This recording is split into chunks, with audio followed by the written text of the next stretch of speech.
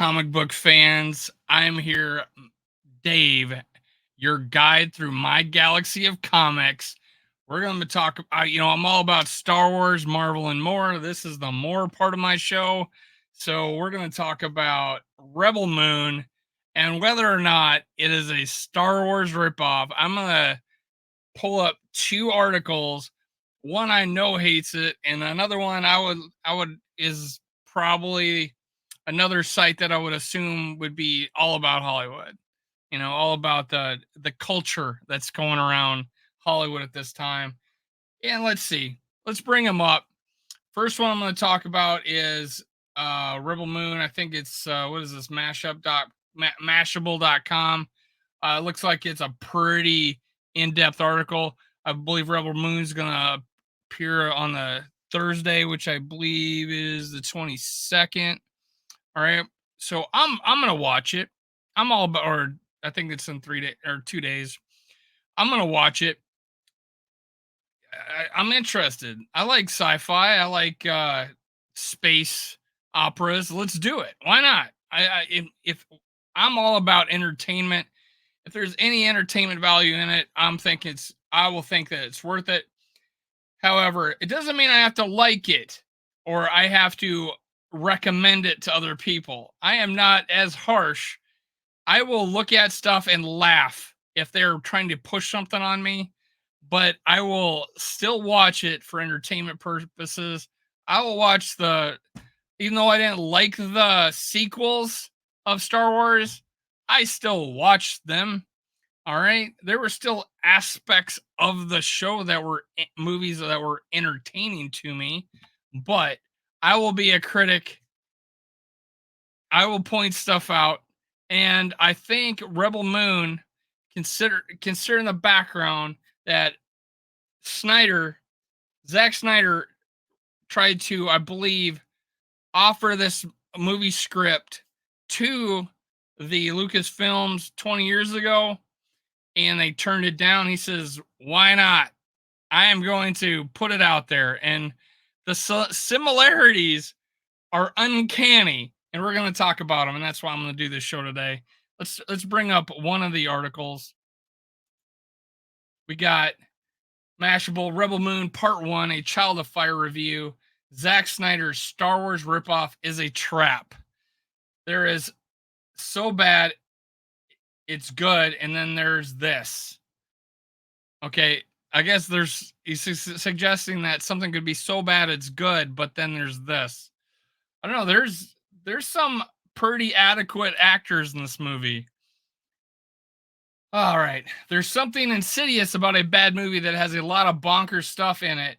In the words of Admiral Akbar, who is not in this Star Wars ripoff, it's a trap, because you'll hear about all the odd baubles of Zack Snyder's Rebel Moon Part 1, A Child of Fire, and no matter how much I warn you that they are thrown together in a dull and frustrating way, you won't believe me. Jenna Malone as a vengeance-seeking Spider-Woman, ? Spider-Woman? Hey, I'm all about Spider-Man, so let's see. Charlie Hunnam as a hipster douchebag space pirate. I think he's the Sons of Anarchy actor. A burly prince who hates shirts so much you might assume his parents were murdered by him. A robot named Jimmy, who is voiced by Anthony Hopkins. I mean, Anthony Hopkins is in it. A ripped villain who loves Nazi aesthetics and tentacle porn with equal measure. Wow, what's not to love? I hear you wandering so much.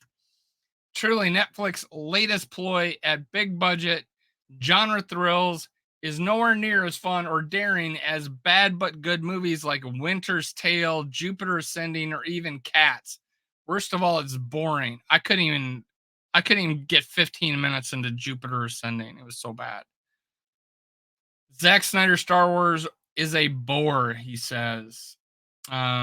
Originally pitched to Lucasfilms as a Star Wars movie and understandably rejected, Zack Snyder's Rebel Moon trods very familiar terrain, beginning with a humble but hot farmer who, despite their reluctance, is destined to be a major figure in the rebellion against a fascist interplanetary regime. Sound familiar? Luke Skywalker, the Empire.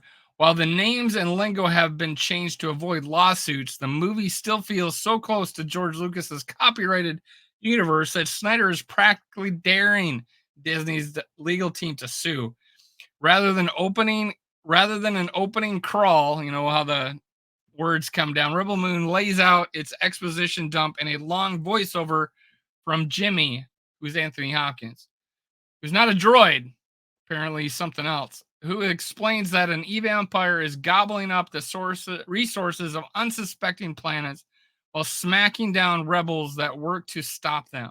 Then Snyder plops us down on a vulnerable world of dirt farmers where a stern-browed Cora, Sofia Botella, I think who was the actress alongside Tom Cruise who played the mummy, warns her neighbors not to trust the soldiers whose massive ship has begun ominously hovering over their fields. Sound familiar? Uh yes, yes. That picture reminds me of Rogue One, where the Star Destroyer is hovering over and it's excavating the kyber crystals. Deadpool villain Ed Skrein comes on the scene as Admiral Atticus Noble, and from his SS-like military gear to his menacingly sharp smile, he is clearly anything but. His army of invading baddies predictably bring violence, but because this is Snyder's version of Star Wars, they also bring a very clear threat of rape. Or R word. I shouldn't have said that. There's a crass and tedious sequence where every soldier but one grittily gears up to sexually assault a local girl, Charlotte Maggie, who might have a name but is chiefly defined by being a beautiful while carrying water. Thankfully, Cora and some unlikely allies stop this assault through battle. However, to defeat the reinforcements sure to come, the peaceful villagers need to bring warriors to their defense. So Cora and Gunnar, McKeel Huseman, one of the hot farmers who has the crush on her, set out to round up a crew. That process makes up most of the movie, roping in familiar figures like a disgraced general called Titus, a criminally underused uh, Digimon Hansu, which is actor, delusioned samurai nemesis Duna Bay is imposing but actually noble revolutionary Darian Bloodaxe, Ray Fisher, the aforementioned shirtless prince called Tarek Stas Nair, and Kai, Charlie Hunnam, a space pirate who is like if Han Solo came from girls' version of Brooklyn. Hmm.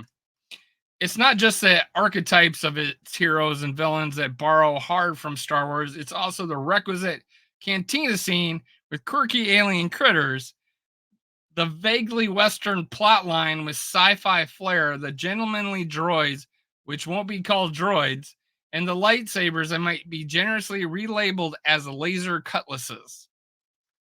It didn't even say laser swords, laser cutlasses. From there, Snyder just heaps in other influences ranging from the spear versus spaceship play of Avatar to the names and legend of Korra to the fashion of Vampire Hunter D and the psychosexual tube play of 1984's Dune. And while the two muchness of all the might have made for an exciting and rich Paddish. Some of these words, man, are beyond me. There's so little connective tissue between these two things that Snyder's version instead feels like a lazy collage stealing from richer original genre works. It says here Snyder hits all its pitfalls with Rebel Moon. While the influence is varied as the settings in this universe, trekking war drama, all of it's painted with Snyder's signature color scheme, grim grays and green coats, empty fields, a bustling port city, spaceships and palaces. Accents of orange and red come in sweeps of violence, from explosions to swaths of a red laser cutlass.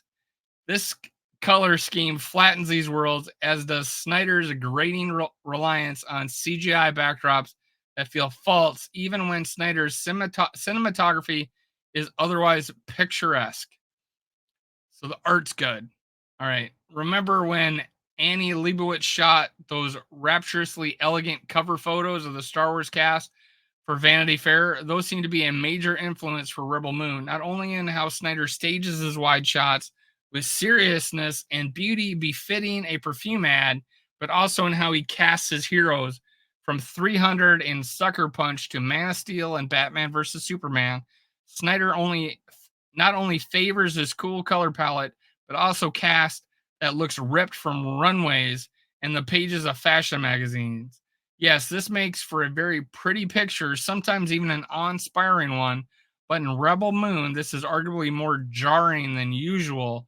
Where Star Wars movies are certainly full of beautiful people, there are also plenty of characters who feel fairly ordinary, which helps grounds a universe full of humans and every kind of alien, from sultry to Sarlacc to Jabba the Hutt. However, in Rebel Moon, the characters are either gorgeous or grotesque, so when Korra scans the cantina, Hunnam's meticulously groomed thief is a sharp contrast to a handsy alien who appears to be made entirely of boils. Ugh. Props to the actor under the prosthetics, he was a hoot.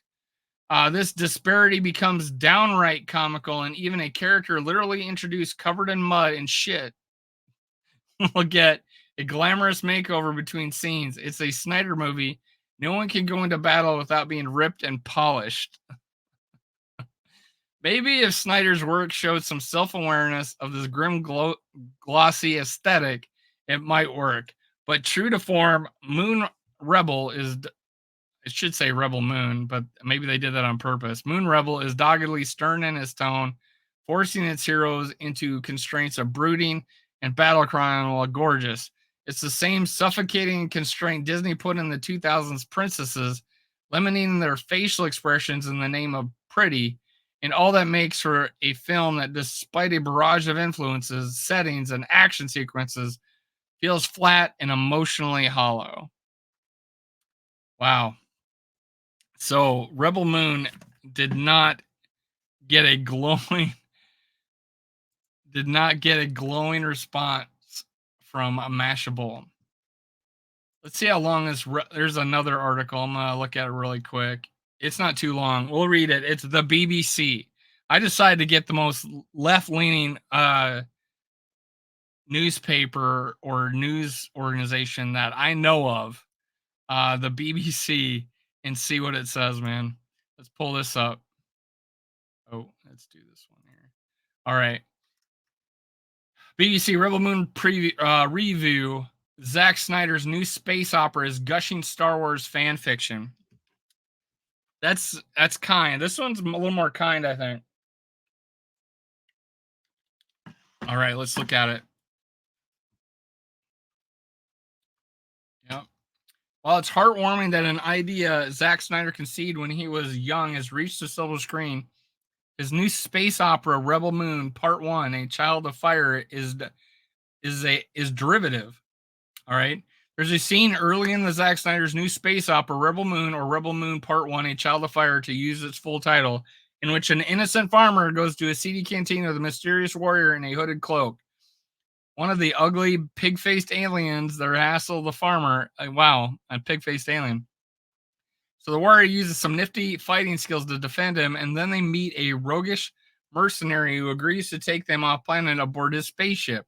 The mercenary is named Kai rather than Han Solo, but it's fair to say that Rebel Moon is set in a galaxy that isn't far, far away from one in Star Wars.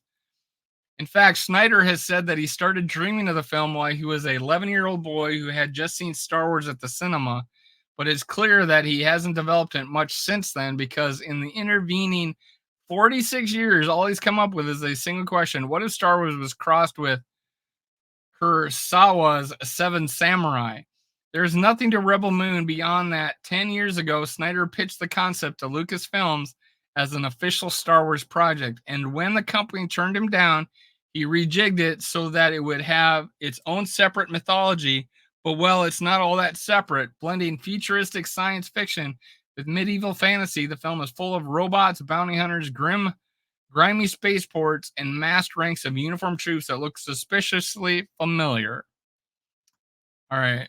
Not that Snyder hasn't made a few changes, Rebel Moon is recognizably the work of the man who directed 300, Watchmen, Man of Steel, and Justice League, and so compared to his authorized Star Wars films, it has more blood, more swearing, more semi nudity, and more threats of sexual assault. There is more lens flares, more slow motion action sequences, more shades of brown in the murky color palette, and a lot more clumsy expository speeches. There's also a lot less fun. The idea seems to be that the Rebel Moon is more adult than the Star Wars canon, but what that means is that it's more adolescent. It's certainly no more complex in its world building or sophisticated in its themes. The goodies are straightforward goodies, and the baddies are straightforward baddies, and you can usually tell which is which by how attractive they are. So, good looking people are good, ugly people are bad. The main baddie is jackbooted Admiral Atticus Noble Ed Skrein, and definitely not Darth Vader. He is the right hand man of Regent Frey Fee, and definitely not the Emperor. A mystical tyrant who rules over the realm, and definitely not the Empire. The heroine is Cora Sophia Botella, a soldier who has defected from the realm, who now works alongside gunner Michael Huseman in a farming village on the moon of Velt, and definitely not Tatooine. On the hunt for insurgents, Atticus visits Velt in his massive space cruiser and demands that the villagers hand over their grain after the next harvest, much like the bandits in Seven Samurai. So Cora and Gunner decide to assemble a gang of outlaws and fight back. Once they've hooked up with Kai, Charlie Hunnam is the nearest hive of scum and villainy, and they fly with absurd speed and ease to a series of worlds that happen to have Earth-like gravity and atmosphere. And then, with even more absurd speed and ease, they find the very people they are searching for and persuade them to join their crew. Staz Nair as Tarek, Conan the barbarian lookalike who refuses to wear his shirt. Donna Bay is Nemesis, an assassin who wields glowing swords that are definitely not lightsabers.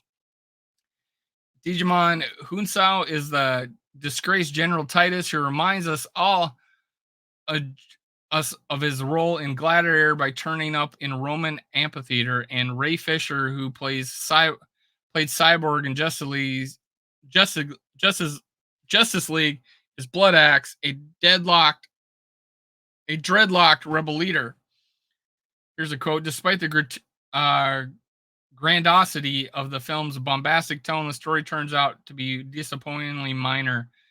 That's about it as far as the plot is concerned. Once the film flaws is that once Cora's got her ragtag gang together, they don't do or say anything significant. It's a waste. The costumes are cool. Botella has a potent combination of toughness and sexiness. Screen is enjoyably slimy, and all of the actors do what they can with what they're given to work with, but nobody has a chance to demonstrate their abilities or personality. Nothing exciting happens. There's no challenge to meet, no obstacles, to overcome, no Death Star to destroy. Despite the grandiosity or whatever of the film's bombastic tone, a story turns out to be disappointingly minor, presumably because Snyder's main aim was to introduce the cast and to set the scene for the Rebel Moon Part 2, the Scargiver, which is due next year. Part 1 itself ends up feeling a bit pointless. All right. So the next one's next year. January's right around the corner. I don't know what to mean by next year. Still, there is something strangely endearing about Rebel Moon. It is honest to goodness, unashamedly stupid, and derivative pulp tosh, and it's so blatantly a work of gushing fan fiction that it makes you want to go back in time to 1977 and shake the young Zack Snyder by the hand. He couldn't have imagined that somebody would one day give him hundreds of millions of dollars to transfer the scribbles in his notebook to the silver screen, and yet what eventually happened is it's heartwarming. The film may not be up to much, but the story behind it proves that even the most far-fetched childhood dreams can come true. Wow. Here's Rotten Tomatoes. The reviews gave it 22%, audience score 72. How are they seeing this yet? It's not out till the 22nd. Here's a tomato. Here's a tomato review. Libby Scott inverse. Rebel Moon is melting pot of modern myth, cherry picking some of our most recognizable legends to craft a tale that's stately, sexy, and fiercely entertaining.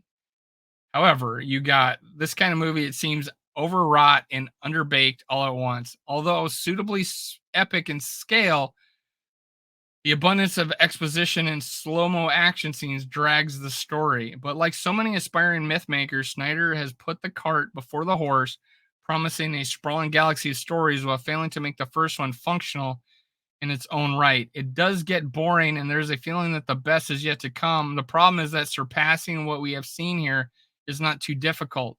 Snyder's been doing his own cinematography lately, but unlikely, comparatively lively Army of the Dead.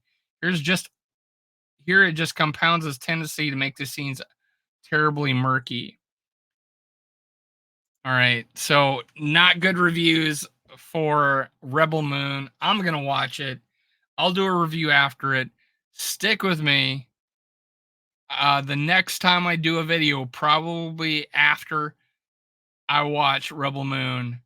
So stick with me. I appreciate it. This is Dave traversing the galaxy as your guide in my galaxy of comics. Thank you. See you again.